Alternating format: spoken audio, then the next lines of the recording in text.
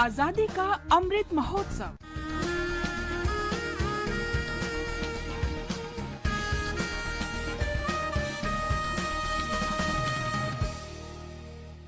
आजादी का सफर आकाशवाणी के संग, एक राष्ट्र का जन्म। भारत का शानदार स्वाधीनता संघर्ष आधुनिक विश्व के महानतम संघर्षों में से एक है। आकाशवाणी आपके लिए रोजाना ला रही है इस शानदार संघर्ष की झलक।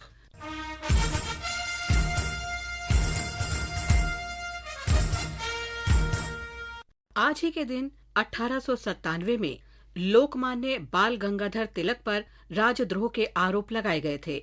आरोप थे कि उन्होंने अपने मराठी अखबार केसरी में ब्रिटिश शासन की आलोचना की थी। ये भारत के राजनीतिक इतिहास में महत्वपूर्ण पल था, क्योंकि इसने राजनीतिक मुकदमों के व्यापक परिदृश्य में असहमति को आपराधिक रूप दे दिया था। तिलक पर 2 लेख प्रकाशित करने का आरोप था। इनमें एक कविता थी, शिवाजी के उद्गार, और दूसरी जून 1897 में शिवाजी महोत्सव के बारे में अहस्ताक्षरित रिपोर्ट थी, जो तिलक ने लिखी थी। 1897 में चापेकर बंधुओं ने 2 अंग्रेज अधिकारियों को गोली मार दी।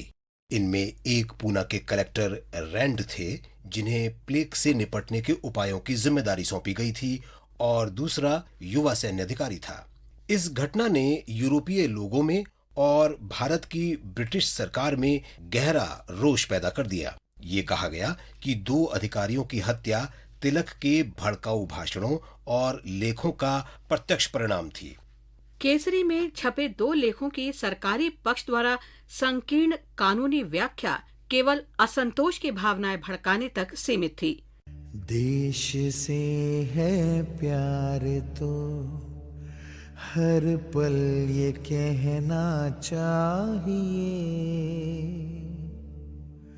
मैं रहूं या ना रहूं, भारत ये रहना चाहिए। 6 दिन की मुकदमेबाजी के बाद ज्यूरी ने तिलक को दोषी ठहराया और उन्हें 18 महीने के कारावास की सजा सुनाई। ऐसा तीसरी बार हुआ था जब तिलक को अंग्रेजों ने राजद्रोह कानून के तहत जेल भेजा।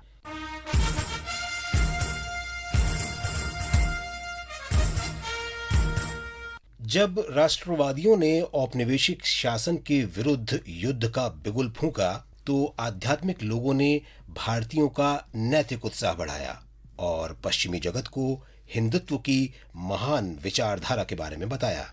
इस प्रकार भारत के स्वाधीनता संघर्ष को दुनिया भर से समर्थन मिला। ऐसे ही एक आध्यात्मिक हस्ती थे स्वामी अभेदानंद। उनका जन्म 2 अक्टूबर 1866 को हुआ था। वे रामकृष्ण वेदांत मठ के संस्थापक स्वामी रामकृष्ण परमहंस के शिष्य थे। स्वामी विवेकानंद ने स्वामी अभेदानंद को अमेरिका भेजा। वे न्यूयॉर्क की वेदांत सोसाइटी के प्रमुख के रूप में 1897 में अमेरिका गए। उन्होंने वहां वेदांत का संदेश और अपने गुरु की शिक्षाओं का प्रचार प्रसार किया। करीब 25 साल तक उन्होंने अमेरिका, कनाडा, मैक्सिको, जापान और हांगकांग की यात्रा की। वे होनोलुलु में पैन पैसिफिक एजुकेशन कॉन्फ्रेंस में भाग लेने के बाद 1922 में भारत लौट आए। स्वामी अभेदानंद ने नंगे पांव हिमालय को पार किया और तिब्बत पहुंचे। वहां उन्होंने तिब्बती बौद्ध धर्म का अध्ययन किया। 8 सितंबर 1939 को स्वामी अभेदानंद का निधन हो गया, लेकिन उनकी आध्यात्मिक शिक्षाएं आध्यात्म के मार्ग पर लोगों का मार्गदर्शन करती रहीं।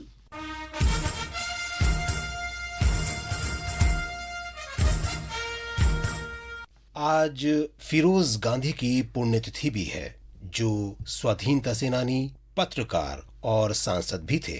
उनका जन्म 12 सितंबर 1912 को पारसी परिवार में हुआ था।